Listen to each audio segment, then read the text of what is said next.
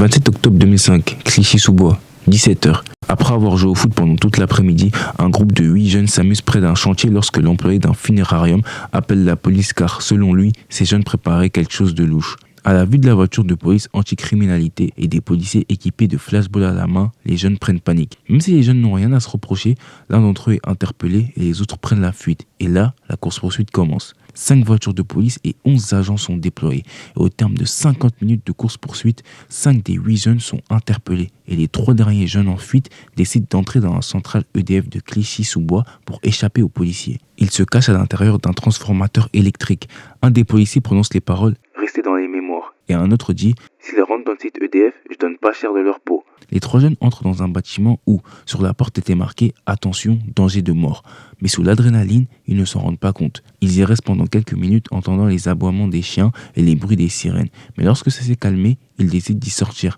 Mais en y sortant, 2 d'entre eux sont électrocutés avec une charge de plus de 20 000 volts. Et le 3e est gravement brûlé et tombe inconscient. Après quelques minutes, il se relève, sonné et boite en retournant dans sa cité et croise le grand frère d'un de ses amis qui vient de se faire électrocuter.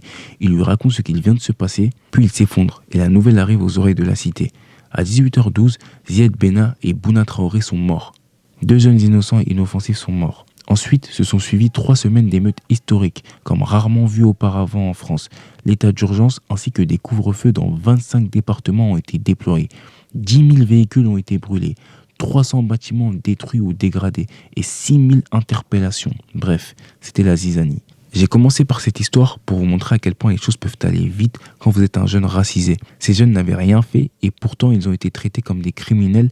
Ils n'ont même pas eu le droit à la parole. Mais c'est bien connu que quand tu es noir ou arabe, les policiers tapent d'abord et ensuite te laissent t'expliquer. Et pour ceux qui diraient « Oui, mais s'ils n'avaient rien fait, pourquoi est-ce qu'ils ont couru ?» Eh bien, il faut savoir que quelques jours avant, un de leurs amis s'était fait emmener en garde à vue sans aucune raison et avait raté lors de la coupure du ramadan et s'était fait gronder par ses parents.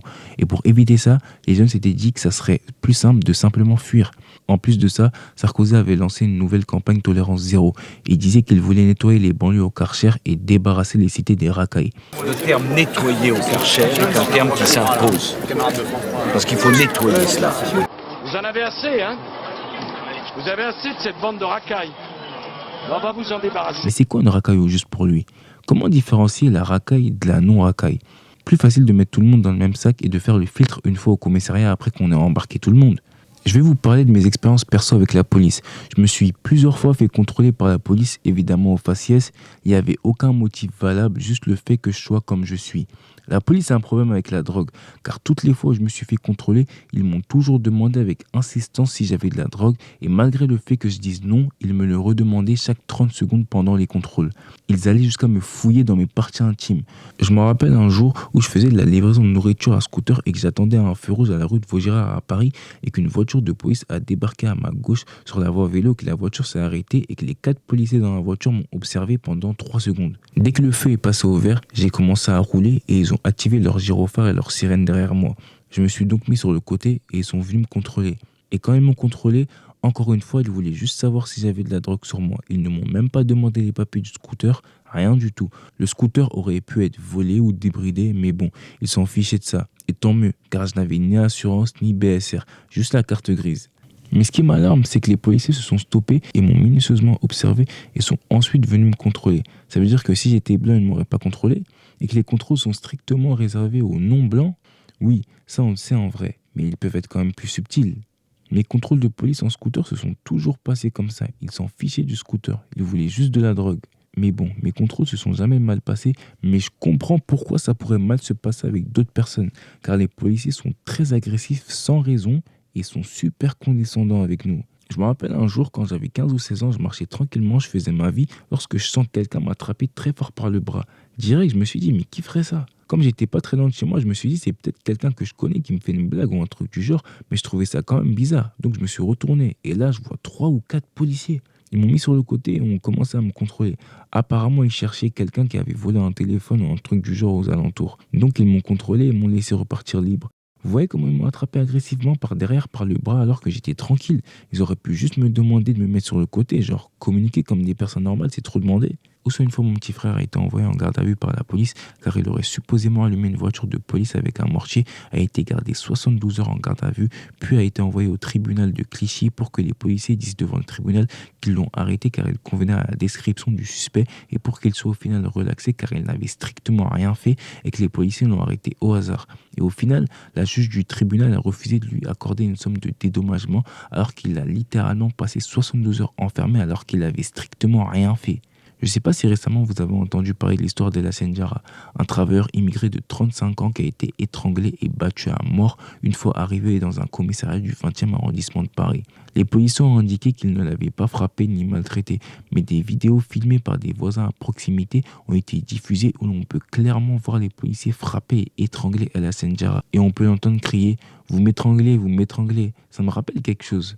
Et même après la publication des vidéos explicites de l'incident, le ministre de l'Intérieur a quand même eu l'audace de dire qu'il n'avait aucune raison de suspendre ces fonctionnaires de police alors qu'ils ont littéralement commis un meurtre. Moi, je fais confiance à la justice pour faire toute la lumière sur cette affaire et je n'ai évidemment aucune raison de suspendre les fonctionnaires de police en question.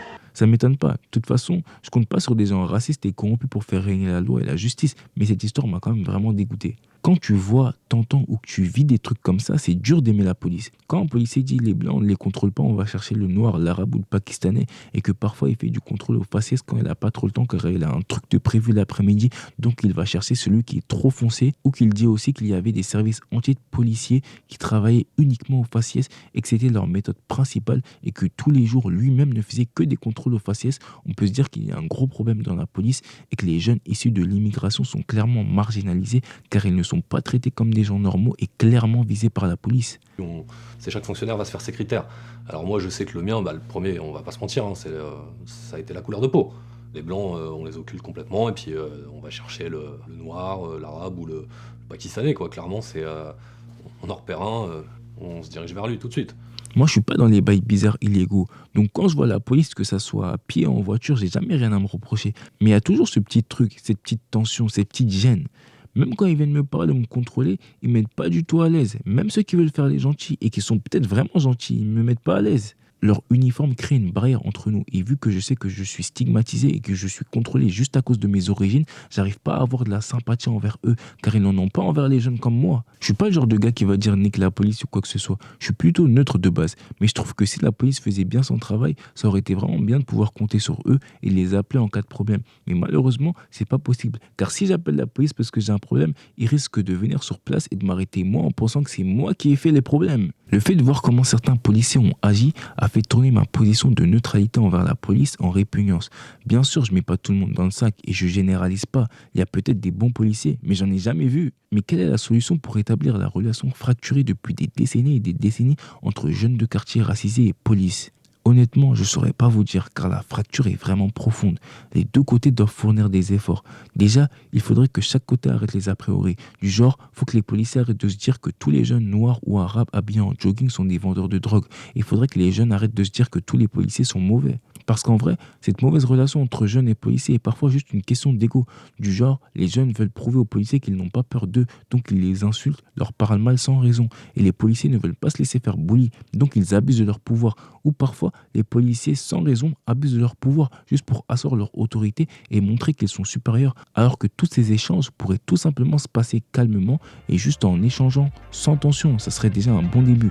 Et c'est tout pour moi aujourd'hui. Abonnez-vous et activez la cloche pour être au courant de mes prochaines vidéos. Je vous dis à la prochaine. What the fuck is you talking about? I'm sorry, bro. I wasn't thinking about it.